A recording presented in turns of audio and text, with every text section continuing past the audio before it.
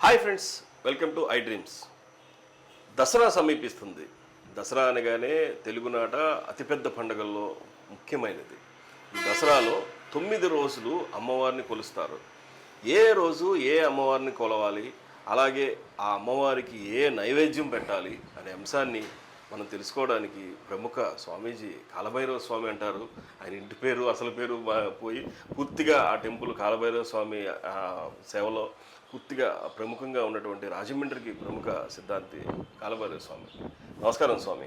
నమస్తే స్వామి.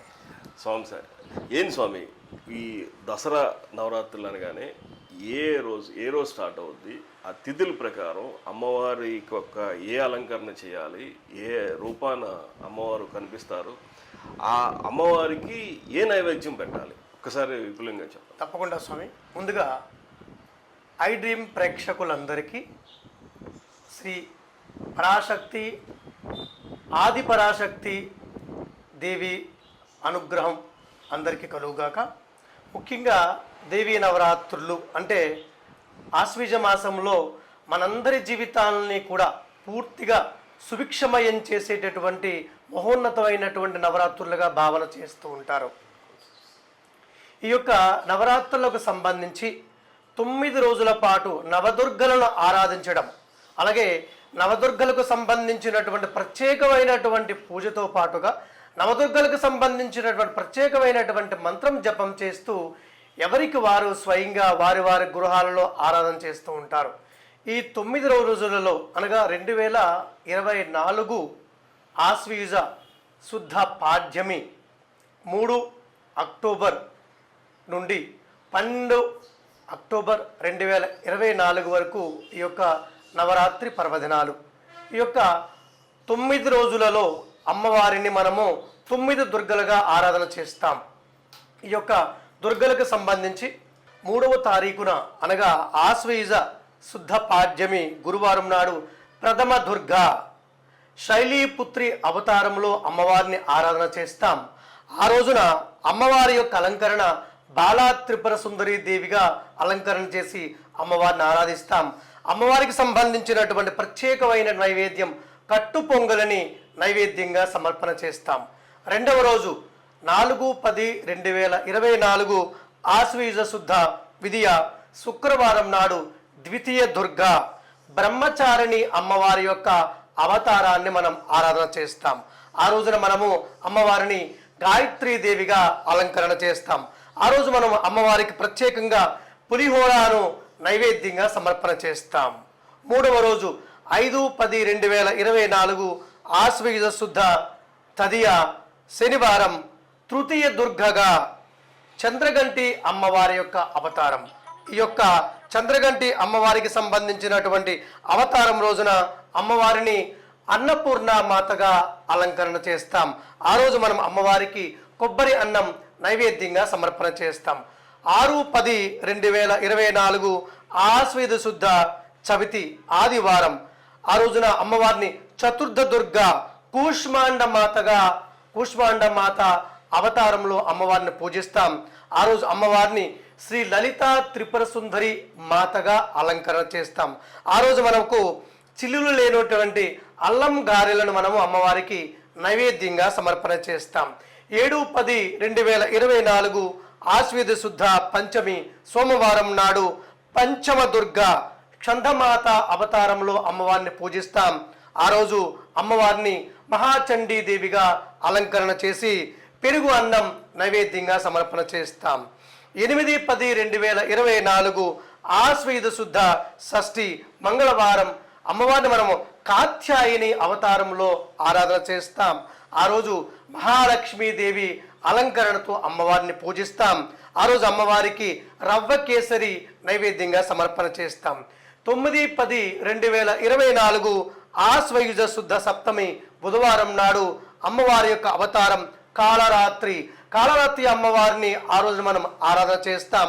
ఆ రోజున సరస్వతీ దేవిగా అమ్మవారికి అలంకరణ చేసి పూజిస్తాం. ఆ రోజు అమ్మవారికి కూరగాయలతో వండినటువంటి ప్రత్యేకమైన అన్నాన్ని మనము నైవేద్యంగా సమర్పణ చేస్తాం. 10/10/2024 ఆశ్వయుజ శుద్ధ అష్టమి గురువారం నాడు దుర్గాష్టమి పర్వదినాన అమ్మవారిని మనము భైరవి మాతగా కొన్ని చోట్ల, మహాగౌరి మాతగా కొన్ని చోట్ల మనం ఆరాధన చేస్తాం.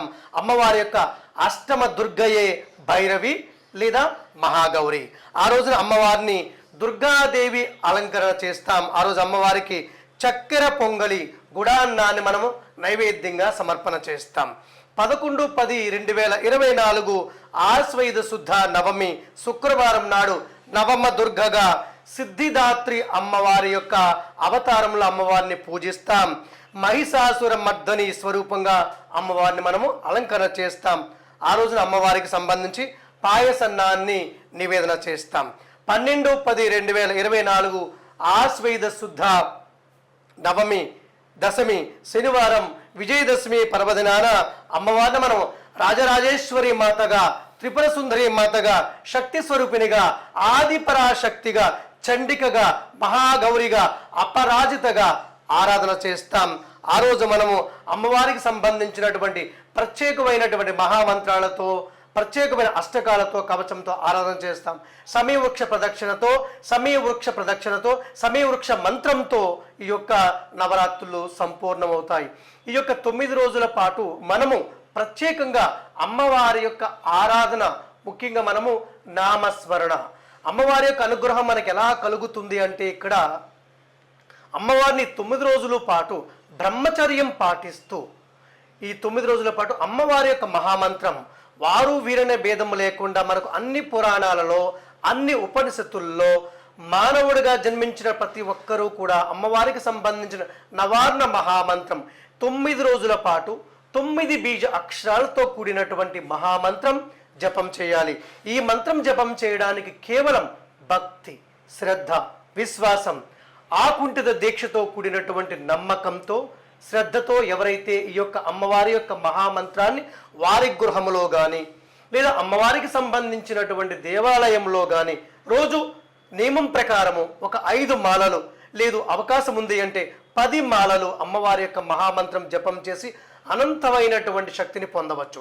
ఈ 9 రాత్రుల పాటు, ముఖ్యంగా ఈ నవరాత్రులలో 9 రాత్రుల పాటు అమ్మవారి యొక్క మహామంత్రం జపం చేయడం చేత సంవత్సర కాలం పాటు మనము పుణ్య, జప, తప, హోమ కార్యక్రమాలు చేస్తే ఎటువంటి ఫలితం వస్తుందో అటువంటి మహోన్నతమైనటువంటి గొప్ప ఫలితం పొందుతామని మనకు పండితులు, గురువులు కూడా తెలియచేస్తూ ఉంటారు.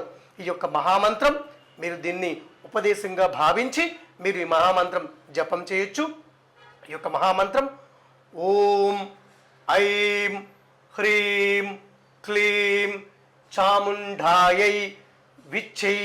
మరొక్కసారి ఓం ఐం హ్రీం క్లీం చాముండాయై విచ్చై. మరొక్కసారి ఓం ఐం హ్రీం క్లీం చాముండాయై విచ్చై.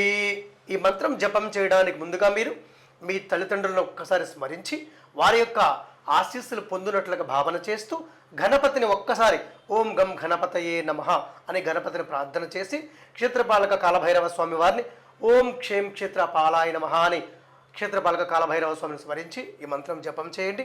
కేవలం 9 రోజులలో మంత్రం జపం చేయడం ద్వారా మీరు ఎంతో భక్తి శ్రద్ధలతో పూజ చేస్తూ ఉంటారు. దాని ద్వారా అనంతమైన శక్తి చేకూరుతూ ఉంటుంది. కానీ మంత్రం జపం చేయడం వల్ల ఈ జన్మ సార్థకత పొందుతుంది. జన్మ సాఫల్యత పొందడానికి మహోన్నతమైనటువంటి నవరాత్రులు ఈ యొక్క ఆశ్వయుజ దేవి శరన్నవరాత్రులు. మీ అందరికీ కూడా శ్రీ దుర్గామాత ఆశీస్సులు ఎల్లవేళలా కలగాలని కోరుకుంటూ శుభం భవతు. నమస్కారం సార్. శుభం.